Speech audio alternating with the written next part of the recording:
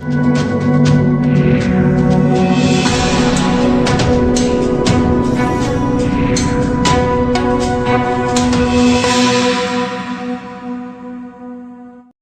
के सत्यवादी राजा हरिश्चंद्र अस्पताल के डॉक्टरों ने भी की हड़ताल। कोलकाता में डॉक्टर की निर्मम हत्या के बाद अब राजधानी दिल्ली सहित देश भर में एक आंदोलन सा चल पड़ा है और सभी डॉक्टर लगातार हड़ताल पर जा रहे हैं। ऐसा ही एक मामला नरेला के सत्यवादी राजा हरिश्चंद्र अस्पताल से भी सामने आया है, जहां पर डॉक्टरों ने हड़ताल कर दी है।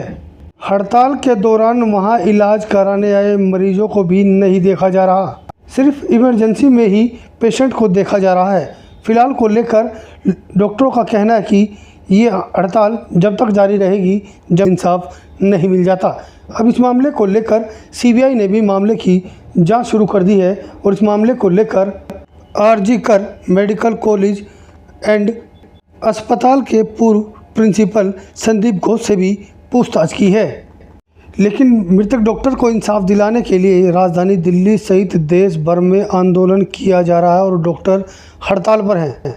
वहीं डॉक्टर को इंसाफ दिलाने के लिए नरेला के सत्यवादी राजा हरिश्चंद्र अस्पताल का पूरा स्टाफ हड़ताल पर बैठ गया है, जिसको लेकर वहां पर भारी पुलिस बल की भी तैनाती कर दी गई ताकि कोई अनहोनी ना हो जाए, क्योंकि डॉक्टर की हत्या के बाद राजधानी दिल्ली सहित देश भर में आक्रोश का माहौल है और लगातार रैलियां व नारेबाजी भी की जा रही है। लेकिन अब ऐसे में ओपीडी में इलाज कराने आए मरीजों के लिए काफ़ी समस्या खड़ी होने वाली है, क्योंकि ओपीडी नहीं लग रही है, जिसकी वजह से नरेला के सत्यवादी राजा हरिश्चंद्र अस्पताल में इलाज कराने आए लोग भी बाहर खड़े हुए नजर आए। जब तक कोई कार्रवाई नहीं, जब तक कोई कार्रवाई नहीं, जैसे आप सभी को मालूम है, बंगाल में पहले हमारी doctor PG resident second year, उसका पहले रेप किया गया, मर्डर किया गया बेरहमी से, बहुत बुरे तरीके से, ना ही उसके ऊपर कोई एक्शन लिया गया है तरीके से।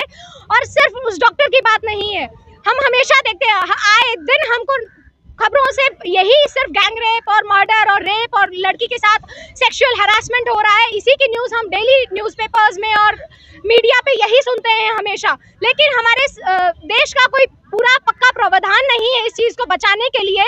पूरा देश सो रहा है। अगर उनकी बेटी की दिक्कत होती है तो अपने लिए कोई लड़ता है, अदरवाइज दूसरी के बेटी के लिए, दूसरे के बच्चे के लिए कोई नहीं बोलता है। चाहे बच्ची छोटी हो, चाहे बड़ी हो, बूढ़ी हो, कोई फर्क नहीं पड़ता। हर किसी के साथ, हर समाज में, हर धर्म में यही देखने को मिल रहा है। कब तक हम ये सहेंगे? आज एक डॉक्टर अपनी ड्यूटी पे थी, लोग कमेंट करते हैं कि उसके कपड़े गलत है, उसका रहन सहन गलत था, उसका समय गलत था। जो बच्ची अपनी डॉक्टर होके अपनी ड्यूटी कर रही है, माँ बाप ने उसे डॉक्टर के लिए बना के अपने ड्यूटी करने के लिए भेजा हुआ है, पीछे से उसके साथ क्या हो रहा है?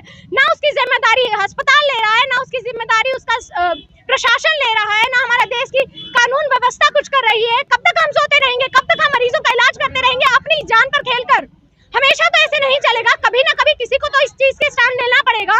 बेटी मरती रहती है, आए दिन ये खबरें आती रहती है, लेकिन मीडिया भी कुछ नहीं करती है, 2 दिन बोल के चुप हो जाती है। और सभी लोगों का यही है, जिसकी बेटी जाती है, जिसकी बेटी के साथ ये होता है, वो बेटी सफर करती है, उसका परिवार सफर करता है, उसके सहपाठी सफर करते हैं। अदरवाइज और किसी को कोई फर्क नहीं पड़ता। ये कब तक चलेगा? इसी के लिए हम स्ट्राइक कर रहे हैं, प्रोटेस्ट कर रहे हैं, ताकि उस बच्ची को, हमारी सहपाठी को, उसको न्याय मिले और दोषियों को सजा दी जाए कड़ी से कड़ी। और इसी चीज के लिए प्रोटेक्शन एक्ट बना जाए डॉक्टर्स के ऊपर। हम अपनी जान पे खेलकर, अपनी बिना सोए, बिना कुछ खाए पिए, क्या मांग कर रहे हो? यही मांग कर रहे हैं कि उस बच्ची को न्याय मिले और प्रोटेक्शन एक्ट हम लोगों को, जो हम चाह रहे हैं, जो हमारी डिमांड्स है, वो हमारी फुलफिल हो।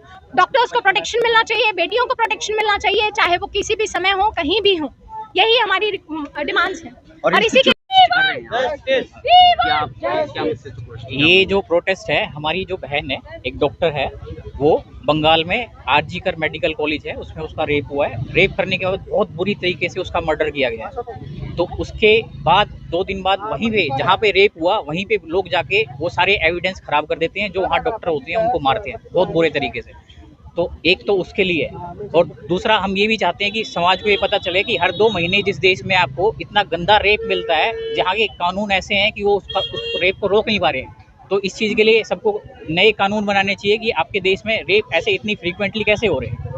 ठीक है, एक तो ये है। दूसरा ये कि जैसे हॉस्पिटल है, कहीं भी हॉस्पिटल है, तो हॉस्पिटल में अच्छी खासी पब्लिक होती है, सब लोग होते हैं, हर मतलब हाई डेंसिटी एरिया माना जाता है, तो उस एरिया में अगर रेप हो जाता है तो बाकी लोगों का जो है क्या हाल हो सकता है, इसका आप सिर्फ अंदाजा ही लगा सकते हैं कि हॉस्पिटल के अंदर अगर खाली रोड रेप होता है तो वो भी गलत है, पर हॉस्पिटल के अंदर रेप हो जाना ये मतलब कि सिक्योरिटी क्या आप बोलो कि कुछ भी नहीं है वहाँ पे जहाँ पे ऐसे रेप हो रहे हैं। तो हम यही बोलते हैं कि भाई सिक्योरिटी तो चाहिए, पर सबसे पहले लोगों का माइंडसेट चाहिए कि आप जो है लोगों का माइंड ठीक करो, लोगों को सोशल वो करो कि भाई ये रेप वेप जो है इसके आपके आसपास जो लोग हैं उनको बताओ कि भाई रेप वेप ना करें, रेप वेप से कुछ किसी का होने वाला नहीं है, इससे सजा मिलती है, अपनी जो प्रवृत्ति है उसको ठीक करें। ये डॉक्टर मल्लिकार्जुन, सर जो आज प्रदर्शन किया गया इसमें किस लिए किया गया और क्या क्या मांग करते हैं? हमारा कहना ये है कि सरकार का राजधर्म क्या है, सरकार जनता के लिए है या गुनहगारों के लिए है। बंगाल में जो हुआ है, बंगाल सरकार गुनहगारों के लिए, गुनहगारों ने जो किए है उसके सबूत मिटाने में लगी है।